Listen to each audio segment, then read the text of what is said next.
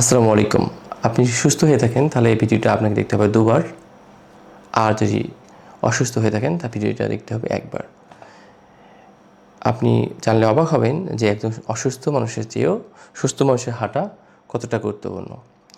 যারা দাঁত কেলিয়ে হাসছে যে হাঁটা দেখে মানুষের, তাদের জন্য অশনি সংকেত যদি তারা না হেঁটে থাকেন। আর সুস্থ মানুষের জন্যই হাঁটাটা গুরুত্বপূর্ণ যাতে তারা অসুস্থ না হয়। আর যারা অসুস্থ হয়ে পড়ে একবার হাঁটাজনিত কারণে, তাদের তো হাঁটতেই হয়, সুতরাং তাদের কোনো সমস্যা নেই। সমস্যাটা তাদের যারা সুস্থ, কারণ তিনি জানবেনই না কখন তিনি অসুস্থ হয়ে পড়বেন।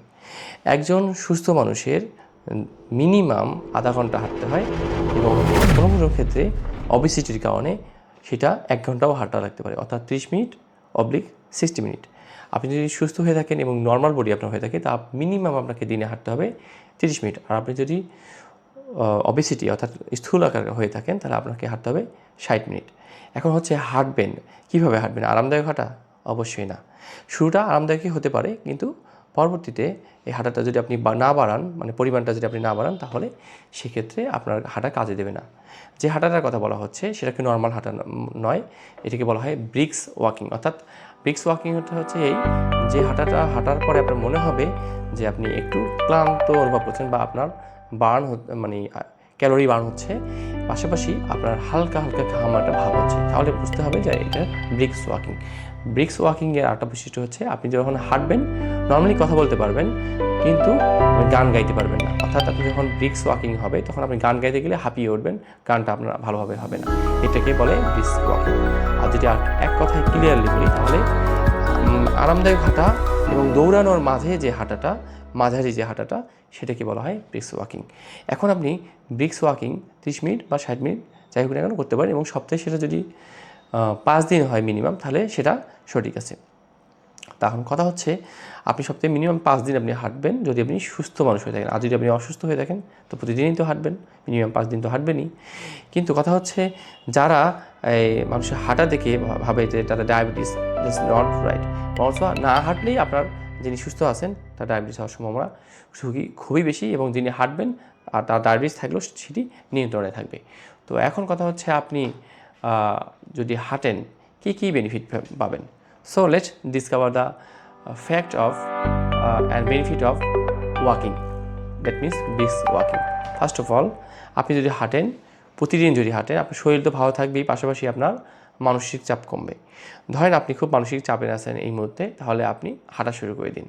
আপনি দেখবেন যে 3 কিলো হাঁটার মোটামুটি 3 কিলো 4 কিলো হাঁটার মাঝামাঝি সময় আপনার এই মানসিক চাপটা বা মানসিক যে স্ট্রেস, মেন্টাল স্ট্রেস, সেটি কমে আসবে। শুধু কমেই আসবে না, আপনি সতেজ অনুভব করবেন।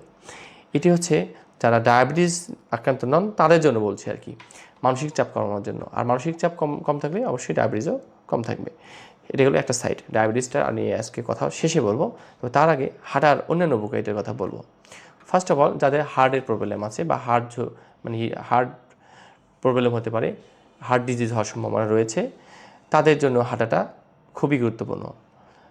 আর যাদের সম্ভাবনা নেই তাদের জন্য হাঁটাটা আরও বেশি গুরুত্বপূর্ণ, যাতে করে ওই সম্ভাবনা না আসে। সুতরাং আপনারা যেই হন না কেন, আপনার জন্য হাঁটা খুবই গুরুত্বপূর্ণ। যিনি হাড়ের পেশেন্ট হওয়ার সম্ভাবনা আছেন বলে মনে হচ্ছে, বা ডাক্তার তাকে বলেছেন যে আপনার সম্ভাবনা রয়েছে, এবং আমার এলডিএল বেড়ে গিয়েছে, অর্থাৎ লো ডেন্সিটি লিপোপ্রোটিন যেটা রয়েছে, যার কারণে কোলেস্ট্রল, ব্যাড কোলেস্ট্রলের মাত্রা বেড়ে যায়, সেটি কমানোর জন্য প্রতিদিন হাঁটা খুবই জরুরি। এবং হাঁটা উচ্চ রক্তচাপ নিয়ন্ত্রণ করার ক্ষেত্রে, এবং আগেই বললাম কোলেস্ট্রলের মাত্রা নিয়ন্ত্রণের ক্ষেত্রে খুবই কার্যকর একটা ভূমিকা পালন করে। শুধু ডায়াবেটিস হলেই যে মানুষ হাঁটে, নট দ্যাট। সুতরাং যারা শুনছেন বা জানছেন বা ভিডিওটা বা ভবিষ্যতে দেখবেন, তারা সাবধান হয়ে যান, কারো হাঁটা দিকে আর যাই হোক দাঁত কেলাবেন না। দ্বিতীয়ত, ওজন নিয়ন্ত্রণের ক্ষেত্রে আগেই বলেছি, ওবেসিটি যাদের আছে, তাদের ডায়াবেটিস থাক বা না থাক, প্রবলেম থাক বা না থাক, এই ওবেসিটিটা অবশ্যই শরীরের জন্য খুব হার্মফুল হতে পারে। এই ওবেসিটি নিয়ন্ত্রণের জন্য অবশ্যই দিনে মিনিমাম কমপক্ষে 30 মিনিট হাঁটতে হবে।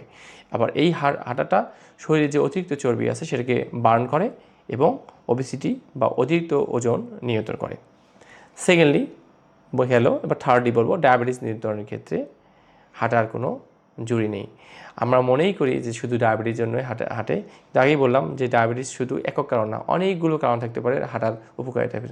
হাঁটাকে আমরা একটা মাস্টার এক্সারসাইজ বলতে পারি, কারণ এটা আপনার দৌড়াতে হচ্ছে না, আলাদা কোনো খাটুনি করতে হচ্ছে না, শুধু মাঝারি মানে যদি আমরা হাঁটতে পারি তাহলে অবশ্যই হাঁটাটা আমাদের শরীরের জন্য খুব উপদায়ক হবে। তো যারা ডায়াবেটিস তাদের জন্য 10 থেকে 15 মিনিট হাঁটলেই শর্করা মাত্রা নিয়ন্ত্রণ থাকে। আপনি জিনিসটা ভালো করে খেয়াল করেন, যাদের হার্টের প্রবলেমের সম্ভাবনা আছে, যাদের ওবেসিটি আছে, তাদের জন্য 30 মিনিট কমপক্ষে হাঁটা। কিন্তু যাদের ডায়াবেটিস আছে তাদের মাত্র 10 থেকে 15 মিনিট হাঁটলেই হয়ে যায়। তো আগেই বললাম দাঁত কেলালে চলবে না। অনেকে হাঁটলে মনে করে ডায়াবেটিস তাদের, শুধু ডায়াবেটিস হলে মূলত কম হাঁটলেই চলে, কিন্তু অন্যান্য প্রবলেমের জন্যই মানুষের বেশি হাঁটা উচিত।